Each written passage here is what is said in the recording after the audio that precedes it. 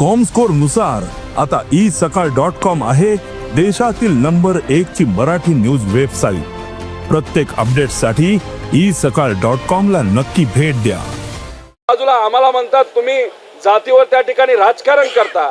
खरं तर ही आश्चर्याची गोष्ट आहे, कारण तुम्ही जर बजेटचं बघितलं तर तुम्ही फक्त नावाचा आणि तिथे असणारा महामानवांचा वापर करता, पण त्याला लागणारा जो निधी आहे, जो गरिबाला तिथे मिळणार आहे, तो मात्र तुम्ही देत नाही। म्हणजे खरं जातीवादी राजकारण जर कोणी करत असेल तर हे सरकारमध्ये बसणारे सर्व नेते असं आपल्या त्या ठिकाणी म्हणावं लागेल। मी विनंती करतो या सर्व महामंडळाला पैसे दिलेच पाहिजे, मोठ्या प्रमाणात दिले पाहिजे, आणि तिथे असणारे जे समाज बांधव आहेत त्यांना न्याय त्या योजनेच्या माध्यमातून मिळाला पाहिजे, हे आमच्या सगळ्यांची मागणी आहे। आणि काल बजेटमध्ये अजून एक गोष्ट आपण बघितली असेल, शिंदे साहेबांच्या काळामध्ये म्हणजे मुख्यमंत्री असताना ज्या ज्या विविध योजना तिथं काढल्या गेल्या होत्या, त्या बऱ्याचशा योजना अप्रत्यक्षपणे प्रत्यक्षपणे या बजेटमध्ये नाव न घेतल्यामुळे त्या कॅन्सल झाल्यात असं आपल्याला तिथं म्हणावं लागेल।